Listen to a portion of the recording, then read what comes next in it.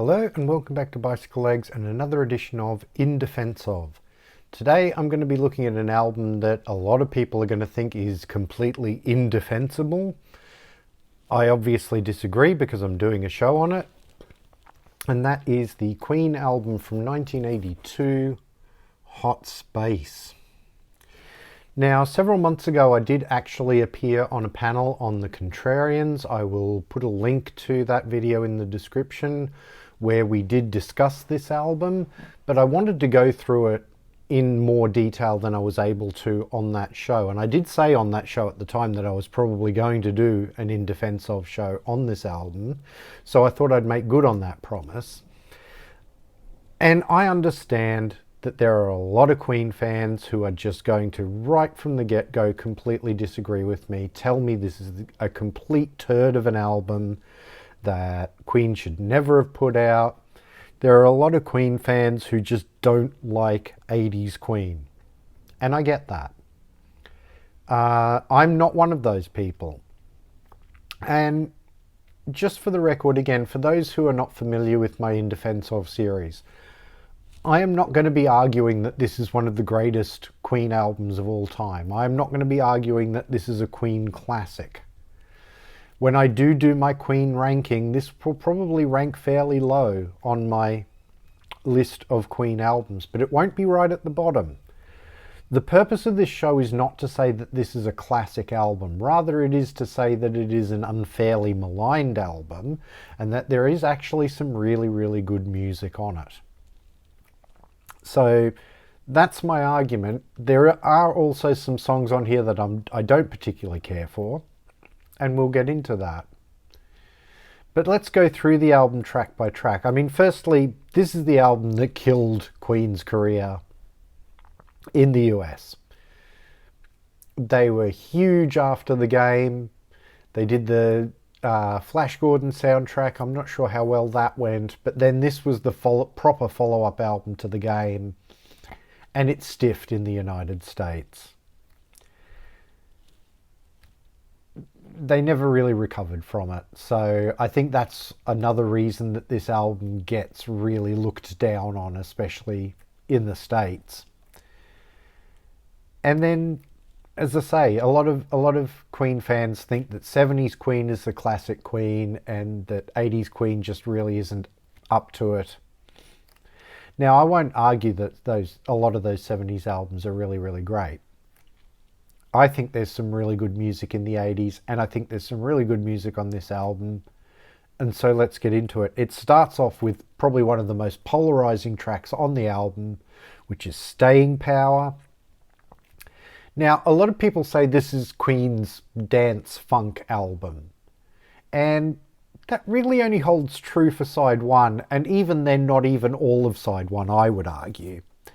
But certainly for the first few tracks, they are definitely going for a dance funk kind of feel, especially on a song like Staying Power. It's got horns on it, which again put a lot of Queen fans' backs up. I am a kid of the 80s.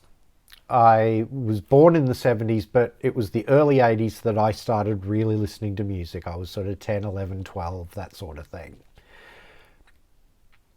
And I am a sucker for a really good synth bass. And this song has a wonderful, wonderful synth bass in it. This song is funky as hell. I think it's a great track. If you don't think Queen should be doing funk, there's really nothing I can say to you. But let's remember, for those of you who think of Queen as a hard rock band, they were never just a hard rock band, except for maybe the first couple of albums. From Sheer Heart Attack onwards, they were always a band that dabbled in a lot of different musical styles. And this is just another musical style that they decided to try their hand at. And I think Staying Power is a very good example of a dance funk song that works really, really well. The second song is Dancer.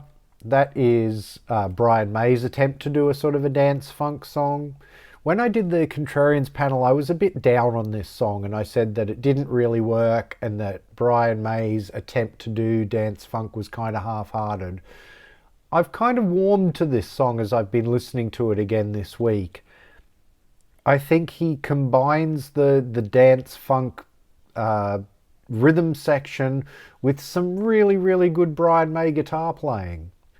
The lyric, I mean, you're going to do a dance song and you're going to call it Dancer. It's a bit obvious. So it's not a great lyric. But I think there's some wonderful Brian May guitar on this song. Backchat is a song written by John Deacon. It's a wonderful song. I think it's really, really good. Funky. Has a bit of that Another One Bites the Dust thing going to it. I think it just works really, really well. And then you get Body Language. Body Language is another song that really, really divided people because it was the lead single from this album. And yeah, I mean, the lyric is very, very basic. And it's very, very horny. And again, it's got a wonderful synth bass line in it, which I really, really like. It's kind of minimalist in its funk. It was probably a mistake to release that as a single because it really did polarize people. I still think it's quite a good song. Side 1 closes with Action This Day, which is a Roger Taylor song. Now, Roger doesn't really go for the dance funk feel. That's why I say that not even all of Side 1 is dance funk music. Action This Day is more of a post-punky, new wavy kind of song. It's a really good song. It's got some nice Roger backing vocals behind Freddie's lead. And I like that song. I think it works really well. Now, for those of you who are the more traditional Queen fans, have you ever turned this record over and played side 2? Because side 2 has some really sort of traditional Queen music on it. I mean, starts off with Put Out the Fire. Put Out the Fire is a very traditional Queen rocker from Brian May. Works really, really well. Nice and crunchy and gives you those good Queen hard rock feelings. I like that song a lot. Then you get Life is Real, Song for Lennon by Freddie Mercury. And it's a typical Freddie Mercury piano ballad. It sounds very much in the Queen tradition. Freddie's lyric, remembering John and just sort of thinking about life in general and how precious it is. I think it's a great song. Calling All Girls was the next single off this album after Body Language, and it absolutely stiffed. And that's a real shame. It's a Roger Taylor song. Again, kind of new wavy, less post-punky, more new wave, this one really. And again, maybe not what Queen fans were expecting, but I think it's a fabulous song. I really, really like Calling All Girls. And yeah, I really like it. Then you get another Brian May song, Los Palabras de Amor. Again, this is in the tradition of, I'm going to pronounce this wrong, I know, Teterai, from A Day at the Races. You know, song, a sort of a ballady Brian May song with foreign lyrics in it. This time it's either Spanish or Portuguese, I can't quite remember, as opposed to Japanese on the song from A Day at the Races. It works well. Again, probably what might put people off these more traditional sounding Queen songs is there are little synth flourishes in them that wouldn't have been in those 70s albums when they were sort of famously no synths. Again, if you don't want synths on your Queen albums, I really can't argue with you, but bands need to progress. They can't do the same thing all the time as far as I'm concerned. And Las Palabras de Amor is a really lovely song. I really like it. Cool Cat is a soul song, and it's probably the only real soul song that Queen ever did. It's a co-write between John Deacon and Freddie Mercury. Freddie sings the whole song in a beautiful falsetto. It's an absolutely gorgeous song. Really, really love that. And then it finishes, of course, with probably the one song that even the hardcore Queen fans who hate this album would have to admit is a great song, and that's Under Pressure, their collaboration with David Bowie. I don't think I need to say much about Under Pressure. Everybody knows that song. I think most people love that song for good reason. My only problem with it on this album is that I kind of feel it feels a little tacked on, because it was released a year before the album came out. So, I don't know. In the end, I love having it on the album because I just love the song. And, I mean, as I said, there's really not much more I can say about Under Pressure other than that it's a great song. Any case, that is Hot Space by Queen, and I actually think this album is worth listening to. It's not going to be in my top 5 or possibly even top 10 Queen albums, but I think it's worth owning if you are a Queen fan. I think there is a lot on here to like if you can be a little more open-minded about what Queen can and should be doing. I'm not a big one for telling bands what they should and shouldn't play. If they can do a different style and do it well, and that's the big proviso, they've got to be able to do it well, then I don't see why bands shouldn't branch out into different styles of music. I think it was a worthy experiment. It didn't pay off for them commercially. They went off into different directions with the works and further on with that. So I think this is a really good album. I think it's well worth checking out.